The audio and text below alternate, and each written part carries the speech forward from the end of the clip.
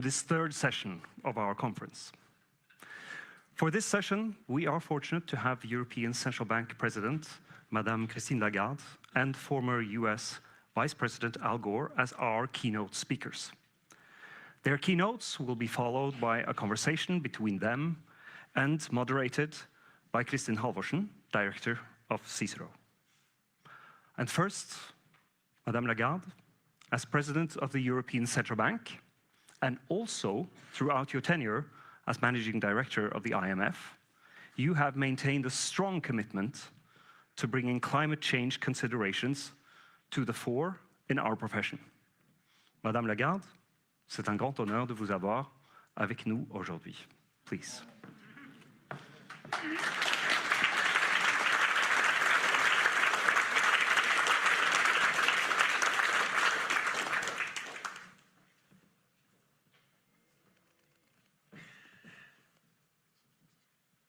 Your Royal Highness, Monsieur le Vice-président Gore, cher Al, Madame la Gouverneure Woldenbach, chère Ida, Madame la Ministre, dear Mrs. Home, I'll switch to English. Rest assured. So, ladies and gentlemen, it is a great, great pleasure to be back at Norges Bank. I was here almost 10 years ago for the 200th anniversary, and I'm delighted to be back, particularly for the first conference organized by Norges Bank and Norges Investment Fund. So when I last visited the central bank back in the summer of 2016, the world and Europe was in a slightly different place. Backtrack a little bit, remember about 10 years ago? The Paris Agreement, the international treaty to reduce greenhouse gas emission, was hardly 1 year old, and it enjoyed strong support from all major powers around the world. A benign geopolitical environment also blurred the risks of Europe's growing energy dependencies. Nord Stream 2, a new gas pipeline project, had recently been announced, promising to deliver plenty cheap Russian gas to the continent. Fast forward to today and see how many differences we are facing and how the world has dramatically changed in dramatic ways. We are witnessing a backlash against green initiatives. The war in Ukraine has further exposed Europe's energy dependencies as strategic vulnerabilities, driving up gas prices after the cutoff of the Russian pipeline supply. And who knows what's happening under the water level. And as a result, energy prices have risen sharply since gas sets the marginal price in the EU energy market for most of the time. In this new environment, many countries face an increasingly difficult trade-off between three energy goals that I will call my energy trilemma. My team argues that I should not really use trilemma because in a trilemma you can't really escape, and I'm going to try to show you that we can escape the trilemma. So what are the three angles of the trilemma? We need energy that is secure because the geopolitical reality has changed dramatically. We need energy that is sustainable because the climate reality has not changed, or some would argue that it has changed for the worse. And we need energy that is affordable because households and corporates need it. Ultimately, only clean energy has the potential to deliver on all three goals of my trilemma, as Norway actually demonstrates. The share of renewable in energy consumption here in this country ranks amongst the highest in the world, while household energy prices, I know, highly debated and a subject of controversy during the political campaign, but remember, they're still around 2/3 of the EU average. Norway can inspire the European Union and demonstrate that it is possible, if we remain ambitious, to move towards that green transition that would address the three angles of the trilemma. Because a successful transition to a renewable-based system comes with many benefits. It also requires a massive investment push. The faster policymakers can create an environment in which such investment can flourish, the easier and less costly the transition will be. Now I'm going to ask for your indulgence because I will quote Olav Hauger, who wrote, yeah, forgive me, I'll try. Detta din vag, hor der huro esnu. Thank you. One person understood what I said. Thank you, Madam Minister. So for those of you who have not qualified yet in Norwegian, what it means is, badly pronounced by me, this is your road and it is impossible to turn back. So today, what I will do with you is explore from a central banker's point of view how Europe's road to renewable can deliver powerful benefits if we unlock the right conditions. So I will look in turn at the landscape as we have it at the moment, what the promises and the challenges are, and what the financing needs are and how they can be addressed. I'll try to gallop through my remarks because I know that time is pressing and my friend, colleague, much admired Vice President Al Gore needs to take the floor for longer than me. So before horrible Russia's invasion of Ukraine, Europe's de facto prioritized two elements of the trilemma: sustainability and affordability. We didn't really think very much about security, not in the terms that we're thinking about it now. So as part of its Fit for 55 targets, the EU aimed to raise the share of renewables in its energy consumption to as much as 45% in 2030. At the same time, almost half of the gas imports came from Russia. The combination kept energy costs contained, facilitating as a result Europe's competitiveness. Energy remained relatively cheap for energy-intensive industries, and those periods of intermittency, when renewable output was low and gas served as a backup, did not lead to significant price volatility. But we ultimately paid the price for neglecting the third goal, which is energy security. When the geopolitical context changed, the consequences for our economy were severe, consequences that we, as central bankers, had to face and combat. First, we saw a surge of inflation. Energy inflation in the euro area surged to 37% in 22, pushing headline inflation for a record of 8.4% that year. So in response, what all central banks had to do was to significantly respond by implementing the fastest monetary tightening in the history of the ECB in order to bring inflation back under control. And I'm pleased to say that we have managed to do that, and it is now under control at our medium-term target, and it will stay there. Now, surging energy prices led to a second consequence. They have reduced Europe's competitiveness. Although the acute phase of the energy shock has passed, the new geopolitical reality has left a lasting imprint on Europe's energy cost, weakening its position relative to other regions of the world. Electricity prices in the EU remain about 2.5 times higher than in the United States, and gas prices almost 4 times higher than in the United States. This gap is shaping how firms invest, how firms innovate, and even where they choose to locate their operations. Our research at the ECB shows that European firms significantly reduce their capital and research and development expenditure in response to energy shocks, unlike their US counterparts. There are growing concerns that higher energy prices may also be contributing to the disindustrialization as European firms struggle against foreign competition. And higher energy prices make it harder for Europe to fully embrace the new technologies that will drive future productivity, and by that I mean artificial intelligence. So it is essential to bring energy costs down if we are to safeguard Europe's industrial competitiveness, its high level of research and development, and leverage artificial intelligence. And I'm confident that we can. But we cannot do so by trading off other goals. We must ensure that our energy sources are secure, that our energy is sustainable, and that it is affordable. The trilemma that I told you about. The only viable path for Europe to achieve these objectives is to rely more on locally clean energy. This path could help meet the three goals of the trilemma.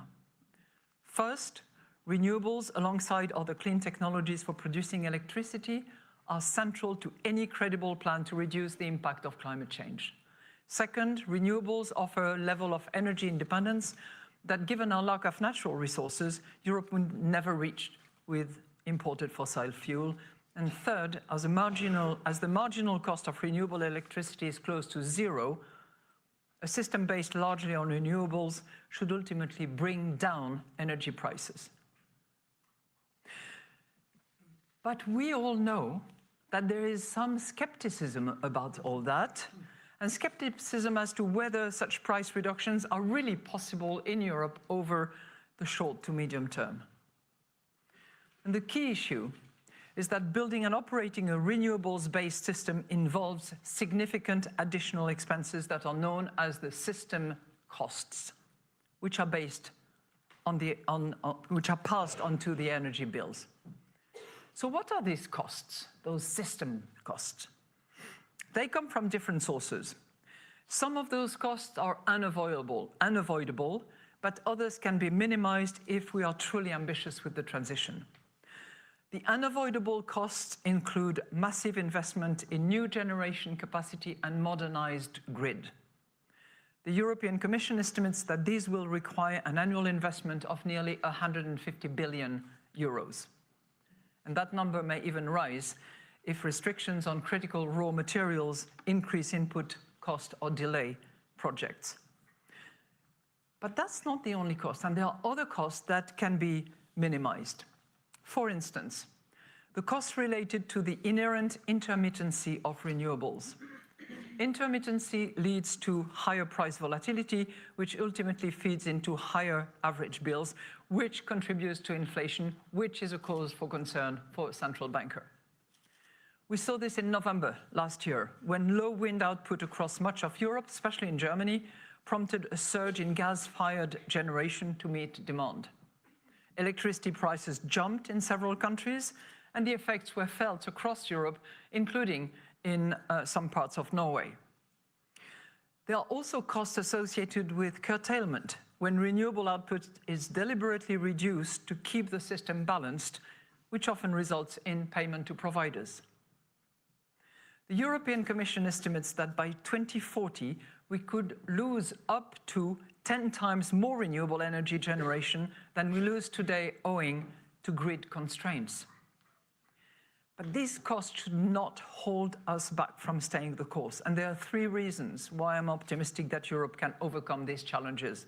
First, while we cannot eliminate the cost associated with intermittency, we cannot control the weather, we can substantially reduce them if we push through with the investment in generation capacity, grids, and storage. I was at the IMF last week, annual meetings. I asked the head of European department, if you had to make one change, the first one that you would make, what is it? Invest in grids, instant response. One of our studies estimates that if European countries meet their solar and wind targets, electricity prices could fall by more than a quarter by 2030 and become less volatile owing to a weaker link between electricity and gas prices.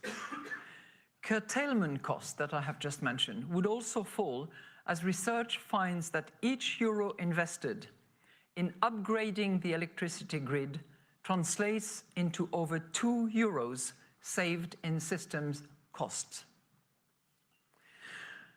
Second, infrastructure investment could be particularly effective in Europe owing to what? To our geographic diversity. Southern Europe performs strongly in solar power, while northern and Atlantic coastal regions excel in wind energy. You have the second largest coastal treasure in Norway, and wind energy seems particularly propitious to that. I know it's controversial as well. It's controversial in my country too.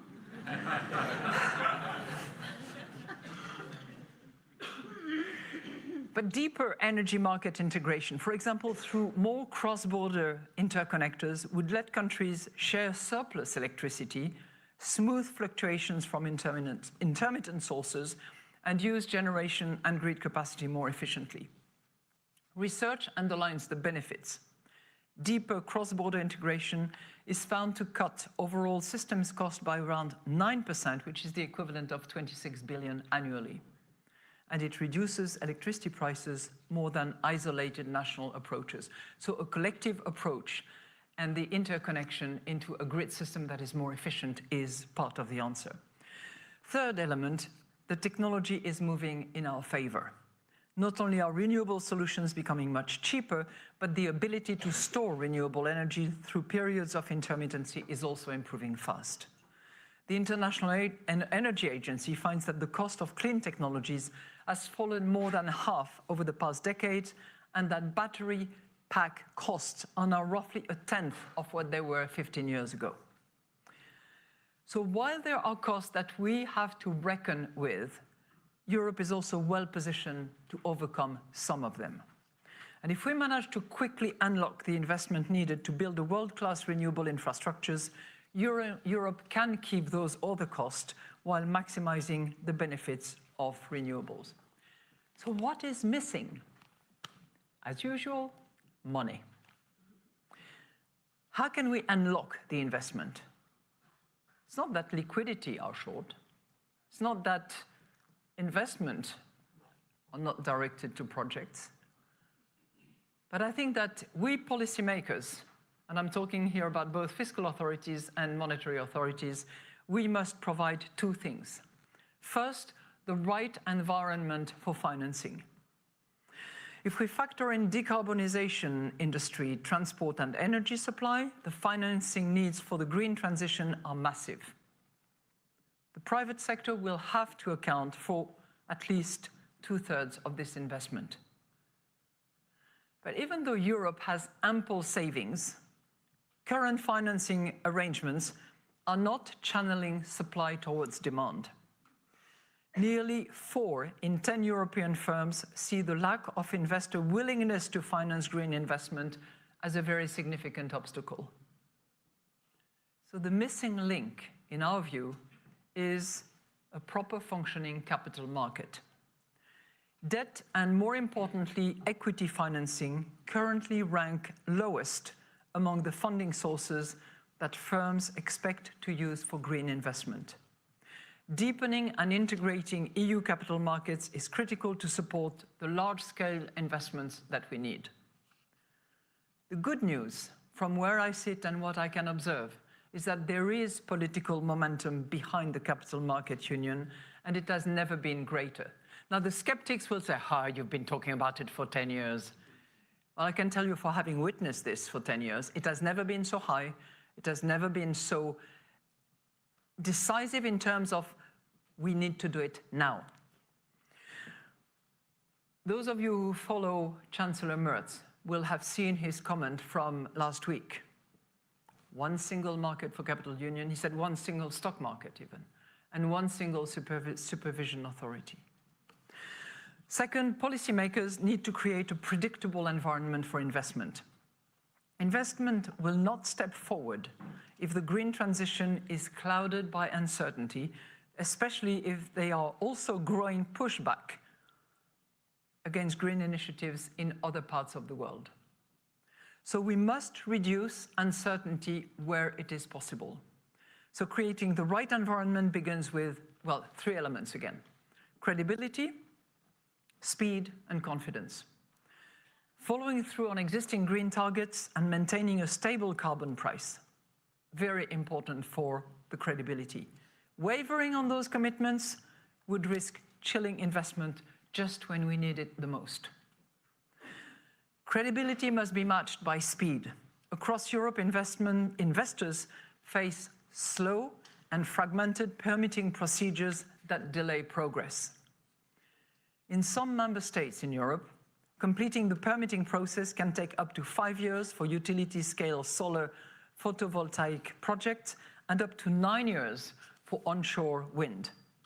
We must shorten these timelines if the EU is to meet its green goals.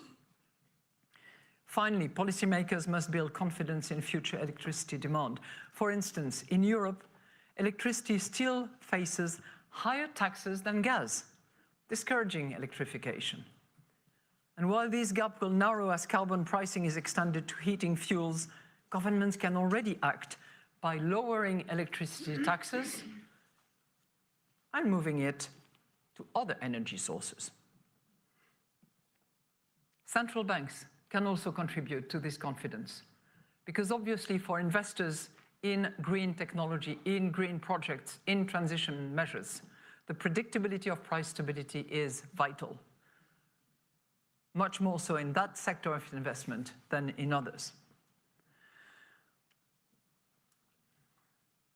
To deliver on those, policymakers have to be courageous. And I hope this will not be in short supply, because we need a lot of it. So let me conclude. Europe's recent energy crisis has revealed a hard truth. Our dependence on imported fossil fuels is no longer sustainable. An accelerating climate crisis makes this lesson even clearer. But we're not a prisoner of the dilemma, of the trilemma. We have the agency to shape our future here. Renewables offer the clearest path to minimize the trade-off between energy policy goals of security, sustainability, and affordability. And pushing ahead with renewable is also strongly supported by citizens. Listen to that number.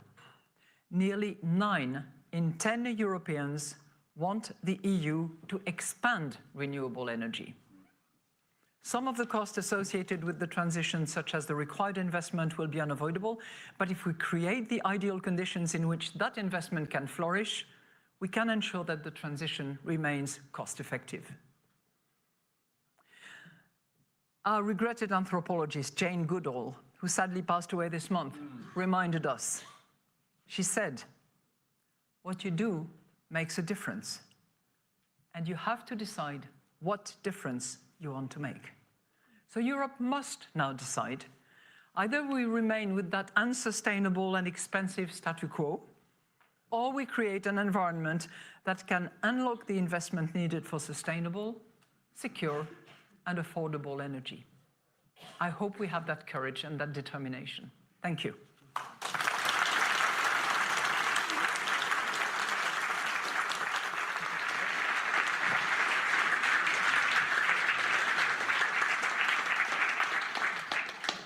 Thank you so much, Madame Présidente, for an outstanding speech.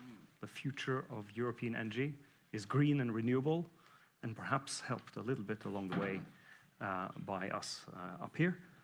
And I'm not talking about Norwegian gas, which everyone knows, but about the investments that we recently did in European grid structure. Now, I would like to welcome former Vice President Al Gore to the stage. Mr. Gore has worked to raise awareness about climate issues for many, many years, for which he was awarded the Nobel Peace Prize in 2007. And as co-founder and chairman of Generation Investment Management, you continue to be at the vanguard of efforts to inform the world about the dangers posed by climate change. So we are delighted to have you at our conference today. Please, welcome to the floor. Thank you. Thank you. Thank you very much. Your Royal Highness, Crown Prince Haakon, thank you very much. I look forward to meeting with you later. And thank you, by the way, for your own personal commitment on the climate issue. It's quite important. To Ida Waldenbach, the governor and chair of Norges Bank, Nikolai Tangen, thank you for inviting me. Nikolai, I am honored to be here. Especially, it is an honor to share the stage with Christine Lagarde. That was a brilliant speech, really and truly. It was outstanding. And share Christine. We have become very, very close friends over the years, and it's an honor to be here with you. And Kristen Halverson, thank you very much. Look forward to the conversation after these remarks. It's a great pleasure to be back here in Oslo. I've been here for 3 days, And one of the first questions I've received from friends that I meet here is about Donald Trump. I don't intend to talk about Donald Trump today, but I met with a friend who is a Norwegian businessman who does business in the United States, and I asked him how he felt about Trump's policies and decisions, and he said, I feel fine. And there was something about the way he said it that reminded me of a story that I heard actually 40 years ago. I come from Nashville, Tennessee, the home of country music and the Grand Ole Opry. And back in those days, they had a comedian named Cousin Minnie Pearl who wore a calico dress and a straw hat with the price tag still hanging from the hat. And she had homespun rural humor. And she told a story. I was driving back to my farm after a day of town hall meetings as a young congressman. And she told about a farmer who was involved in an accident, and he sued the other driver for damages. And when the other driver's lawyer had the chance to cross-examine this farmer, he said, now, isn't it true that immediately after this accident you said, I feel fine? And the farmer said, well, it's not that simple. You see, I was driving my cow to town in the back of my truck, and this feller came driving across the center of the highway, and the lawyer said, I object, Your Honor. We don't want to hear a long, involved story. Just answer the question, yes or no. Did you or did you not say immediately after the accident, I feel fine? Farmer said, well, I was leading up to that. You see, I was driving my cow to town in the back of my truck, and this fella came driving across the center line and ran right smack dab into my truck and knocked it over and threw me out and threw the cow out. I was on one side and the cow was on the other, and the policeman came up and took one look at that cow and said, she is suffering. Pulled out his gun and shot her right between the eyes. Came around to my side of the truck and said, how do you feel? And so there was something about the businessman's comment that reminded me of that story. Well, there's no doubt that we're at a critical moment in the global sustainability transition, and it's always faced significant headwinds, but as President Lagarde has very eloquently said, those headwinds have become stronger, and everybody knows it. At my investment firm, Generation Investment Manager, we do an annual sustainability trends report. This is the 9th year. We couldn't find any place where it was all put together, and so we've tried to do it each year. And our key findings this year are that there is some pause, but there's also reason for some good feelings. You know, 10 years ago, the projections were that we would reach a 3.6 degrees Celsius increase in temperatures. That has now been cut down to 2.7, so we've shaved off nearly 1%, but it's not nearly enough. And since 2001, we have more or less stalled out at that level. The estimated temperature rise under current national policies has not moved in 4 years. And we all know the reasons. There is a huge political pushback that has made it harder and harder for countries to adopt new policies and improve their climate ambition. You know, last week, the Swedish Nobel Committee award, I, by the way, much prefer the Norwegian Nobel Committee, but the Swedish committee awarded its economics prize this year to 3 distinguished economists, half to Joel Mocher and half to 2 of his colleagues. And I think it's worth reflecting because on what they are honored for finding, because it's one of the more consequential awards in the last several decades, in my opinion. Mocher, who has had a narrative through line for decades, makes the point that innovation is the real key to economic prosperity and growth. But his 2 colleagues have pointed out that one of the factors that stifles innovation is when powerful incumbent industries that have a reason to fear the changes that come with innovation might have gathered too much political power and as a result are able to stop the introduction of innovations. And the fossil fuel industry is significantly more efficient at capturing politicians than capturing emissions. And as a result, they have used the accumulated political power to push back and to blunt the progress that the world needs very seriously. We are continuing to put 175 million tons of man-made global warming pollution into the troposphere every day, and it accumulates to the point where it presently traps as much extra heat each day as would be released by 750,000 first-generation atomic bombs exploding on the Earth's surface every 24 hours. This is causing a massive disruption of the water cycle. It is creating massive consequences that are getting worse by the day. And as we seek to restart the progress that stalled out in 2021, we also confront a wave of right-wing populism that has at best complicated politics around the world. And we have seen a tumultuous few years with the sadistic invasion of Ukraine by Russia, with the interruption of gas supplies, as President Lagarde has eloquently described, the pandemic, which we want to forget quickly, but really roiled politics in quite a significant number of ways. And lest we forget, we are still coping with the hyper-globalization that followed China's admission to the WTO, with the centrifugal redistribution of many higher-wage jobs to low-wage venues around the world, and an increase in hyper-inequality that has caused a lot of dissatisfaction that infects the politics of every nation. So that lack of progress is why this year is so critical. And in less than a month, the nations of the world will meet in Brazil for COP30, the annual UN-led international climate negotiations. And 10 years ago in Paris, 195 countries agreed to get to net zero by 2050. Only one nation has withdrawn. I'm embarrassed to remind you that it's my nation, but I also want to note a significant mathematical equation that some people seem to forget episodically. 195 minus 1 does not equal 0. Other nations are stepping up and filling the gap.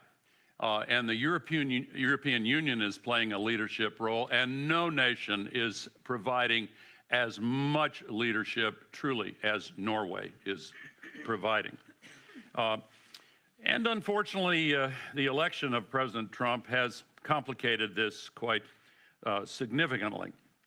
But of course, and his actions are influencing some other nations which have slowed down their own progress, but no other nation has withdrawn. We are seeing new national plans come out. So far, they are much weaker than they need to be. And the weakness of these plans is worrisome, but not entirely surprising, because if the largest emitter of global warming pollution in history is not participating in solving this collective problem, then that can damage the motivation of other countries to tackle it themselves. But Norway is one of the nations poised to usher in a reversal of what I believe is destined to be a short-lived trend of backsliding. In submitting a new climate plan ahead of COP30, Norway has indicated that action is still on the agenda. And of course, as always, the devil is in the details, but I want to applaud Norway's robust and ongoing commitment to helping developing nations adapt to the changes that can no longer be avoided. In fact, Norway's track record of overseas development assistance and other aid is truly remarkable. You've routinely committed more than 1% of your national income to these purposes. No other country I'm aware of can match that record. My own country is closer to 1/4 of a percentage point, and that's before the current administration started slashing foreign aid. And Norway is committed to doubling its climate finance by 2026 compared with the 2020 figure, and has already achieved this goal for the past 2 years.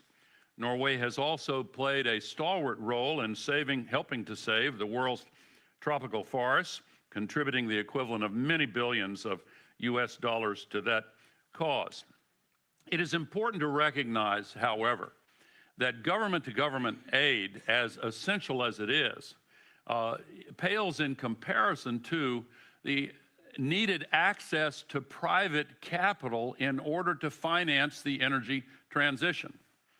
One of the most hopeful and optimistic trends of the last few years, last year, for example, if you look at all of the new electricity generation installed worldwide, everywhere in the world, many are surprised to hear that the percentage represented by renewable energy was 93%. And the International Energy Agency has projected that in the years ahead, it's going to exceed 95% renewable energy. But where did the money come from to install that 93% renewable energy? 85% of the money came from private capital, only 15% from government support. However, there is an unequal maldistribution of access to capital. There is what the economists call a home bias, and there is also a reluctance on the part of investors and lenders to commit to capital infusions into developing countries where there is a noticeable risk of currency valuation on a sudden basis, which might cause them to lose their money. Of course they're going to be concerned. Access to courts for the enforcement of contracts, continuity of government, corruption in some areas, all of these factors have raised the interest rates for developing countries 2 to 3 times higher than what Norway or the United States would pay. And as a result, they have been deprived of access to capital. Take Africa, for example. Africa has 60% of the prime solar energy potential of the entire world. But Africa has fewer solar panels installed than the single US state of Florida. That is a disgraceful commentary on the current system for the allocation of capital around the world. Developing countries as a whole are getting a tiny share of the capital necessary to finance the energy transition and the larger sustainability transition. They are getting 43% of the new investment in fossil fuel development, virtually all of it for exporting fossil fuel resources from developing countries to the wealthy countries. My friends in the activist community in developing countries call it fossil fuel colonialism. And of course, the resource curse that countries like Nigeria have experienced is to be avoided, especially now that we have a superior source of energy in renewable energy, both solar and wind. And the cost of solar and wind continue to go down very, very impressively. Now, this nation has been, as I've said, a very impressive leader in all of these matters. And Norway's power sector is already one of the cleanest in the world. 98% of Norway's electricity capacity is carbon-free. And of course, you have a lot of hydropower, but you've made the right choices. And we are seeing an inflection point as the cost of solar in particular reaches unprecedented low levels. Take Pakistan, for example. They are installing cheap Chinese solar panels at a record rate. In some areas of Pakistan, it is now not uncommon for a bride's dowry to be 3 panels and an inverter. And that's a true story. And we are seeing this take off in so many countries. Imports of solar panels are rising very quickly, not only in the developing countries of Africa, but in Southeast Asia and elsewhere in the world. And when solar panels are coupled with batteries, then the transformation really begins to take hold.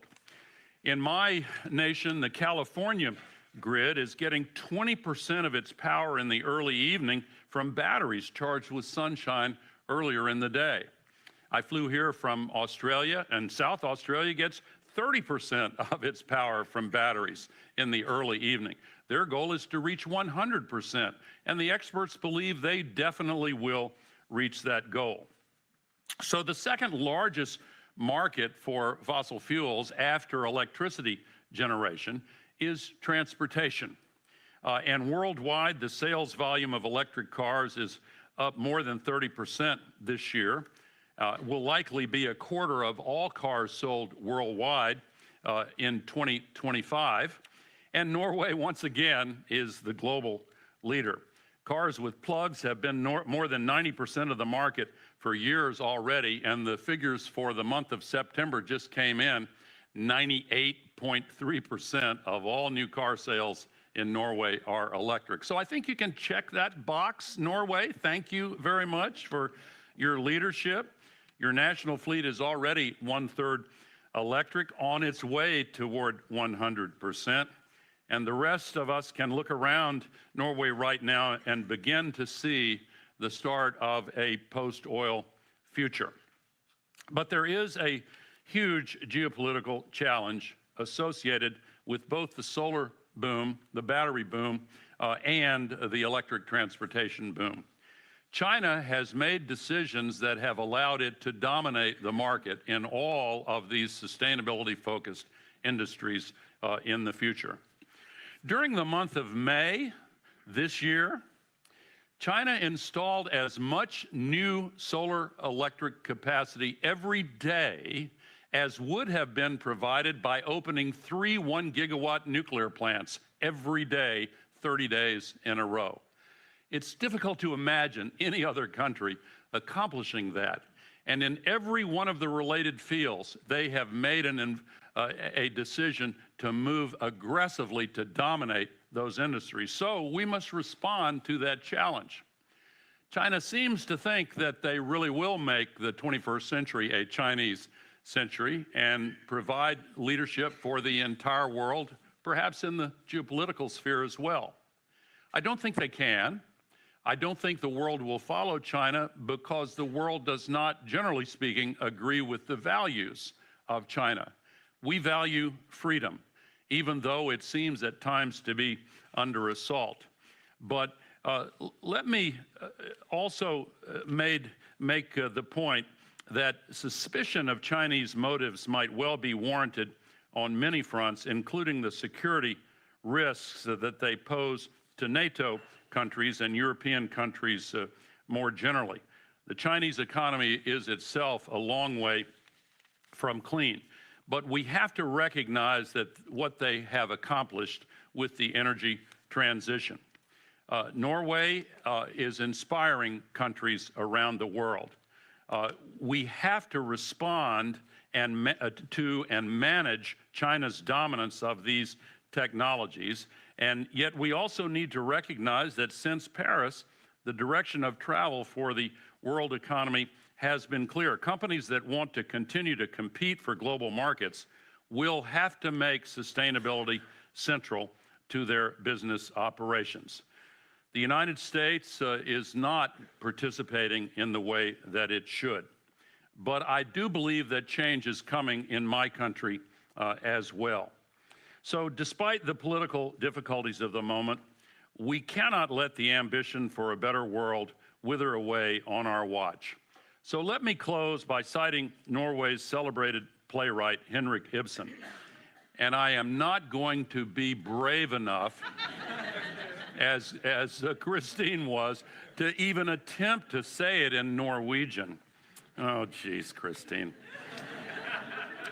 At a time when we've seen institutions of all kinds, but particularly financial institutions, back away from their earlier climate commitments, I'm reminded of Ibsen's The Master Builder and the quote, "Castles in the air, they are so easy to take refuge in and so easy to build too."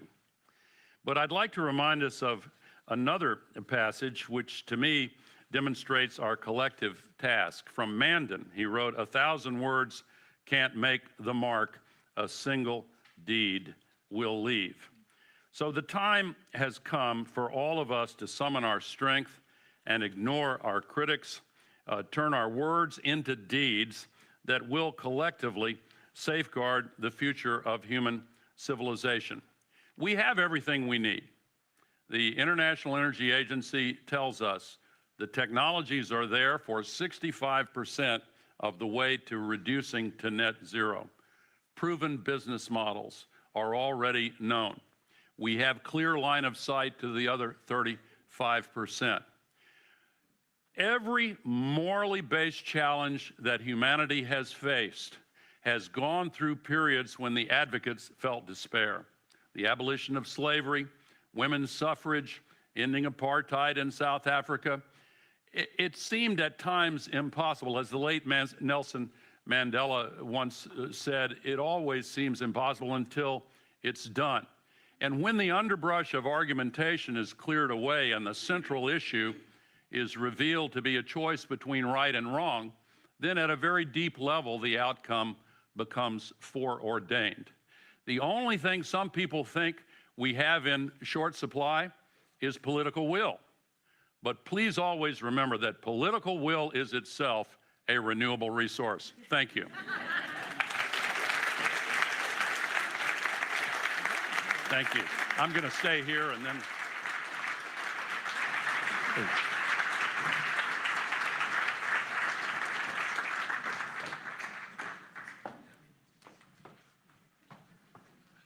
Thank you very much.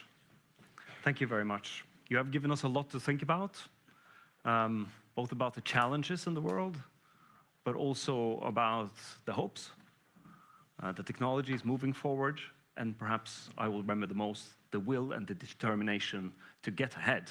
That is what's going to make things change. So now you are already taking the stage, and to moderate this conversation, I have the pleasure to introduce Kristin Halvorsen as Director of CICERO, the Climate Research Center here in Oslo. And Kristin has also, as many of you will know, served as Norway's Minister of Finance. So welcome to you, Kristin, and I just leave the word to you. Thank you so much. Thank you so much, and thank you to Madame Lagarde and Madame Lagarde and Mr. Gore. Yeah. So that was a mistake on the first sentence. I've been really looking forward to this, but I didn't know that you were going to quote Ibsen and Olav H. Hauge. That was really impressive to the audience, and we know that you are well prepared. And I have a long list of questions, but I think I'll try to just boil it down to one main question, because you've both told us what is needed, and we know what is needed, and we know that we are going in the right direction, both in Europe, not that much in the US, but it is limited how much damage Trump can do. But we need to speed up. So what should we do to speed up? Madame Lagarde, first.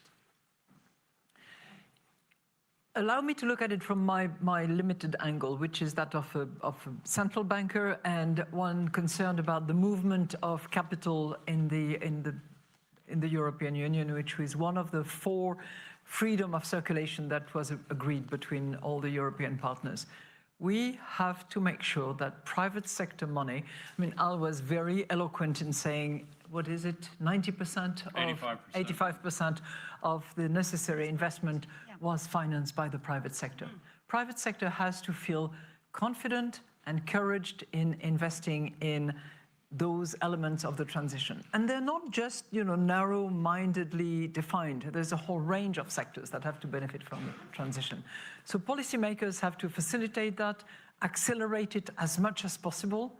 I think that as sort of a cherry on the cakes, which would not be irrelevant, is making sure that there is the right taxation in the place where you want to encourage or discourage. So I referred in my speech to, taxing alternative sources rather than electricity sources. I would say that encouraging equity investment rather than debt would also be necessary in order to have stable and longer term investment, which is needed in the green sector. So from my corner, I think accelerating, speeding up, simplifying access from private capital to a market where green investment are encouraged by the fiscal side would be first priority, together with, in terms of where the money is invested. I would repeat, grids in order to address the costs that can be reduced. Let me endorse President Lagarde's comment about the priority that should be assigned to improving the grids. This is true in almost every country. When the millennium turned a few years ago, the National Academy of Engineering in the United States conducted a survey to identify the #1 engineering achievement of the 20th century. And the answer was America's electricity grid. But only a few years later, it became apparent that the key part of that phrase was in the 20th century, because it's no longer a one-way transmission.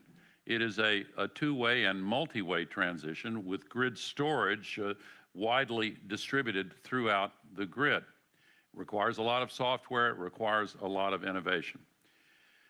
I think this is going on in the United States in spite of Trump. There's a boom in renewable energy investment right now in the United States. Some of it is driven by the prospective retirement of certain incentives at the end of the year, but it's mainly driven by the economic superiority of these sources. And may I remind you that when Donald Trump was president for 4 years, the first time around, what happened during those 4 years?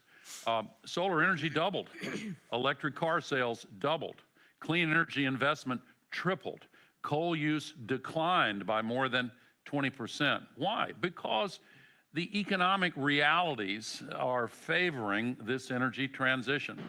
If I could give you a visual metaphor that to me describes what's going on in the world and in the US, there's a big wheel turning in the right direction, and little wheels within it turning in the opposite direction. But even those little wheels are being moved inexorably toward where we're going. We're not moving fast enough. We have to accelerate. How do we do it?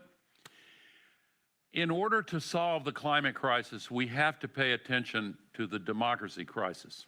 Christine mentioned that 9 out of 10 Europeans are in favor of ramping up investments in renewable energy. I don't think the percentage is quite that high in the US, but it's close to that in the US. And yet, the political power and the legacy political and economic networks of the fossil fuel industry have been used very skillfully to slow this transition down. I mentioned the big changes with the pandemic and with the China WTO, the invasion of Ukraine and all of that. There's another transition we've been wrestling with, and that is a radical transition in the information ecosystem within which we make collective decisions. Norway and the United States formed our institutions during the era of the printing press, and we cycled through broadcasting, which is totalitarian friendly, to the internet and now social media with an overlay of AI coming rapidly.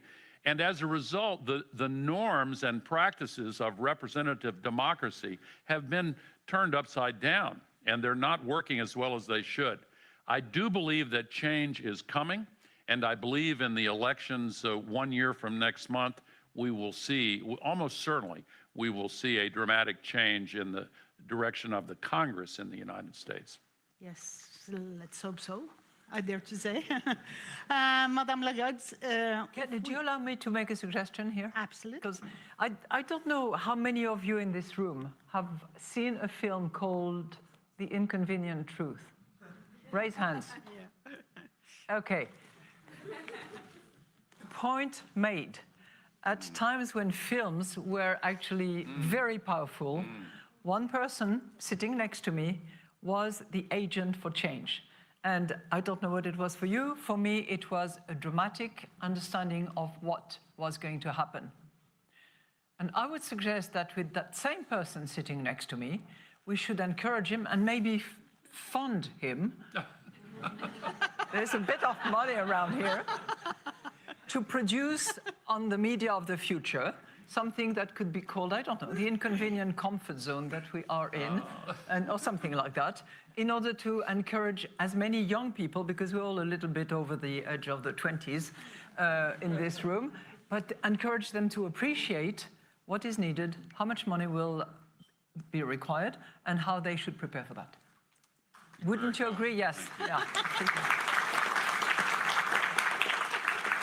Well, as I often say, if it hadn't been for me, we might have a big problem right now. Yes. But I'm not done yet. You're not done yet, but should we move back to the European country? No, please. Because climate initiatives are competing with many other important tasks. For instance, we have to increase our defense budget. We have a lot of other challenges. How should we try to combine climate initiatives with all the other tasks that we have to address? I hope it was clear in my remarks that we have to act together. And the togetherness, for me, is Europe and the European friends around us. And I think that when there is a threat as obvious, as imminent, and as long-lasting as climate change, it really warrants a joint approach. So fiscal space is limited for some countries, as we know. Other countries have a larger balance sheets and are putting the balance sheet in the equation. But it's really one of those areas, the two or three that I think, from my perspective, are unquestionable. Defense is one, climate change is the other one, that warrant joint commitment, joint initiative, joint funding in order to respond to the urgency of the matter. And as Gore was saying earlier on, 85% is private sector, 15% was the incentive or the environment within which policymakers could make a difference. So we're not talking about the entire financing needs being supported by governments, because number one, they cannot do it. Number two, private sector must play its part as well and will bring a level of discipline and scrutiny to the projects which are needed. So that would be my response to you. It's a joint effort, massively from the private sector, in a smaller proportion by the public sector, but one where joint effort is completely warranted and necessary. But we will be dependent on a lot of import from China. And we try to be more independent of Russia. So are we just swapping the dependence of Russia with dependence on China? Look, if there is one lesson that we learned in the last few years, is to be more security, sustainability, affordability. All of that applies as well to the supply chain and the sourcing of the components. It's obvious at the moment that about 95% of the solar generation various components, including rare earth, by the way, that are needed for some of that, are in the hands of China. But we have to respond to that, and there is a strategy that has been developed by the European Commission, which addresses precisely the issue of rare earth in order to reach certain targets of independence. It's going to take a while, just as it will in relation to defense. But we have to take that path and to travel that journey. Let me offer two pathways to consider. You ran the IMF brilliantly, Christine, and studies started then, and Kristalina Georgieva has recently released a new version of the study. What would happen if governments eliminated the subsidies for fossil fuels? Many people are surprised to dig down into the realities and realize that taxpayers around the world are forced to subsidize the destruction of humanity's future. It's literally insane. The IMF study shows that if we eliminated subsidies for fossil fuel, governments around the world would have an extra $4.4 trillion to spend. That happens to be just about exactly the amount that the IEA says is needed to finance the energy transition. So when people say, where's the money going to come from? Well, if we stopped spending it subsidizing the destruction of our future and used it for good results instead, we'd be done where the money is concerned. A second pathway forward, if I could. President Lula, who is hosting, of course, COP30 next month, has recently ventured this proposal for an alliance of countries that support the carbon border adjustment mechanisms, the CBAMs. If China and the European Union, including Norway, Singapore, Australia, all combined with a border adjustment to reflect the carbon content, then that might even match President Trump's fondness for tariffs, such as it is, and we could finally, in that indirect way, put a price on carbon. Thank you so much. They tell me we have to stop. I can see that the audience is more optimistic now than when we met this morning, and that is because of you. You are very experienced people. You have been working on this for decades, and we knew it wouldn't be easy to form such a big transformation, but we just have to Carry on. Carry on. Can I make one more comment? I know that you're in Norway, you're much more punctual than we are in the United States. I know you're getting the signal. Yeah. I had a teacher when I was young who said frequently that we all face the same choice in life over and over again. And it's a choice between the hard right and the easy wrong. We have now reached a point in the evolution of human society where we face that choice between the hard right and the easy wrong. People say we face a poly crisis. We have a poly solution. We need to make the hard right decision to vastly accelerate the transition away from fossil fuels and build confidence that we can control our own destiny. I want young people to have the same hopefulness in looking at the future that I had when I was young. How dare we not give that to them when we know that we can, we have the ability to do it. Norway has been leading the way in making the right decisions. We can choose the hard right and save our future. And thank you so much. Thank you so much, Madame Lagarde.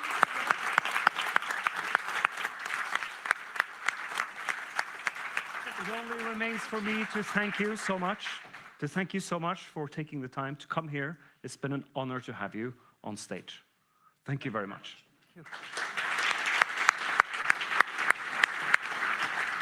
There is now going to be another break with coffee and some other refreshments over here, and we will reconvene at 2:30.